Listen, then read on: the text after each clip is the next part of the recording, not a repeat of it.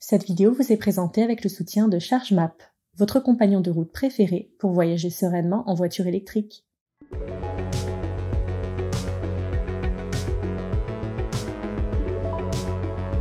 Bonjour à tous et bienvenue sur Automobile Propre. Nous sommes le vendredi 25 novembre et c'est aujourd'hui le fameux Black Friday. Comme le secteur de l'automobile n'est pas épargné par cette mode venue des États-Unis, on a profité pour vous dénicher quelques bons plans à découvrir en fin de vidéo. Dans le reste de l'actualité, pas mal de bonnes nouvelles sont au programme, surtout en ce qui concerne les prix de la recharge publique, vous allez le voir. Mais on commence tout de suite avec la sortie d'une petite bombinette électrique venue d'Italie. Allez, c'est parti!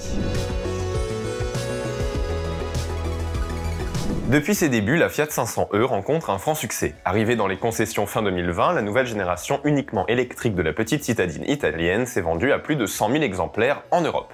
Abarth, la célèbre marque sportive de Fiat, ne pouvait donc ignorer longtemps ce modèle. On ne sera dès lors pas surpris de découvrir l'Abarth 500e qui, cerise sur le gâteau, promet des performances en hausse. Le tout avec moins de puissance. Car si la 695, le modèle thermique, affiche 180 chevaux, la version électrique, elle, n'en fait que 154, soit 35 petits chevaux de plus que la 500e classique. Idem sur le couple qui passe de 250 à 235 Nm, malgré tout l'Abarth 500e est bien plus vive que son homologue thermique. Le constructeur l'illustre d'ailleurs par des valeurs d'accélération peu habituelles, par exemple le modèle électrique passe de 40 à 60 km/h en 1,5 secondes contre 2,5 secondes pour l'Abarth 695. Le 0 à 100 est quant à lui effectué en 7 secondes.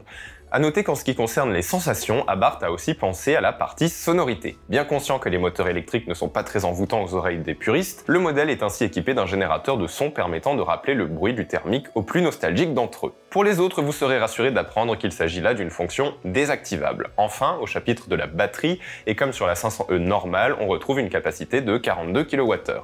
Abarth ne donne néanmoins pas de valeur d'autonomie. Celle de la 500e étant de 320 km en cycle WLTP mixte, il ne faudra pas compter sur plus de 300 km en tenant compte de la valeur de puissance en hausse et des grandes jantes. Dernier point, et pas des moindres, le prix. La version Scorpionissima, qui est une version de lancement à l'équipement complet, s'affiche à partir de 43 000 € en berline et 46 000 € en cabriolet. Des tarifs corsés qui devraient devenir plus abordables par la suite avec l'arrivée de nouvelles finitions. Fiat de son côté a fait savoir que de nouveaux modèles de citadines électriques seront proposés dans les années à venir à des prix particulièrement abordables.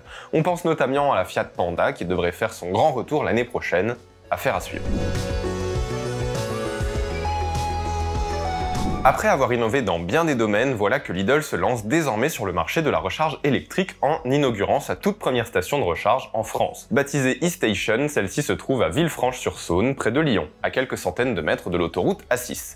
À proximité, on y trouve des restaurants, une boulangerie et bien sûr le Lidl pour faire ses courses. Très bien située, elle est aussi accueillante puisque pourvue d'un toit sur lequel reposent des panneaux photovoltaïques. On notera également l'affichage en grand du prix du kilowattheure façon station essence. Concernant les points de recharge, la station en dénombre 13, accessibles 24 heures sur 24 et 7 jours sur 7. Dans le détail, on trouve 4 emplacements pour la charge AC en 22 kW et 4 emplacements pour la rapide DC jusqu'à 90 kW. On trouve également 5 emplacements 180 kW, dont 2 sont alimentés par le fleuron ABB Terra 360, pouvant grimper jusqu'à 360 kW de puissance comme son nom l'indique. Cette puissance sera néanmoins disponible un peu plus tard. Mais là où Lidl frappe fort, c'est au niveau des tarifs de recharge. Ces derniers débutent à 25 centimes du kWh pour les 22 kW.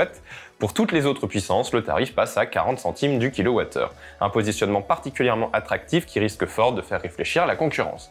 Le paiement, lui, s'effectue via une carte RFID et des passes comme Freshmile, Has2Be ou ChargeMap fonctionnent bien évidemment sur ces bornes. Un QR code est également disponible qui enverra vers un site sécurisé pour payer par carte bancaire. Pour l'heure, seule la e-Station de Villefranche-sur-Saône est ouverte, mais 3 autres stations du même type seront accessibles d'ici la fin de l'année. Enfin, 2 autres stations suivront en 2023. Pour le reste du réseau, il s'agira de bornes que l'entreprise installera sur ses parkings, sans concept de e-station. À terme, Lidl proposera 2300 points de recharge répartis sur 500 supermarchés. De quoi profiter de leurs prix avantageux partout en France. Avec un prix spot de l'électricité qui fluctue énormément ces derniers temps, les ajustements de prix aux bornes sont légion, et rares sont les réseaux de recharge qui y échappent. Après des augmentations successives depuis le début de l'année et une flambée des prix en septembre, Tesla avait revu la grille tarifaire à la baisse en octobre, avec notamment la mise en place d'un tarif préférentiel de nuit. Changement de stratégie le 14 novembre dernier avec un prix du kilowattheure qui devenait plus élevé durant les heures pleines, soit de 16 à 20 heures, et constant le reste du temps, c'est-à-dire aux heures creuses. L'idée derrière un tel dispositif étant évidemment d'inciter les clients à ne pas recharger pendant ce créneau synonyme de pic de consommation. Aujourd'hui, depuis le 23 novembre, le principe des heures pleines et des heures creuses est est conservé, mais les tarifs, eux, chutent fortement. Ainsi, le prix moyen pour un client avec abonnement est de 34 centimes le kilowattheure en heure creuse et 38 centimes en heure pleine, contre 59 et 66 centimes auparavant.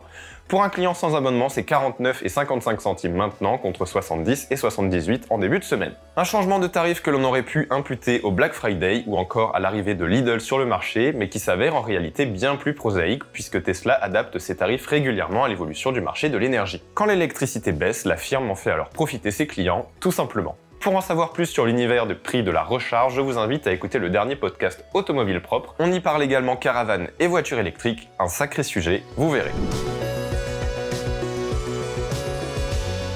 Comme promis en début de vidéo, le Black Friday est l'occasion de réaliser quelques bonnes affaires. Et même si le contexte n'est pas favorable à la grosse promo dans le milieu de l'automobile, quelques constructeurs proposent tout de même des offres. Exemple, sur le Peugeot Store, où les i208 et i2008 profitent d'une remise additionnelle de 800 €, cela pourra paraître bien peu au regard d'un prix d'une voiture, mais il faut se dire que c'est toujours mieux que rien. D'autant que la remise s'ajoute à un prix déjà plus avantageux en ligne qu'en concession. Du côté de Citroën, une borne de recharge est offerte pour l'achat d'une C4 électrique, de quoi le recharger plus rapidement à domicile. Autrement, si vous avez une voiture à remplacer, sachez qu'Opel se fait généreuse sur les modèles en stock. La marque annonce par exemple jusqu'à 3000 € d'aide à la reprise pour la e-Corsa ou 3300 € pour le e-Moka. A noter que les opérations Black Friday peuvent être menées à l'échelle d'une concession, n'hésitez donc pas à faire le tour de celles proches de chez vous. Enfin, du côté des vendeurs de bornes et de câbles, c'est un peu plus fourni et on vous laisse découvrir le détail des offres sur notre site. La boutique d'Automobile Propre, qui aujourd'hui est devenue Mystery V, propose également des remises exceptionnelles sur une sélection de produits. N'hésitez pas à y jeter un œil, on vous met le lien en description.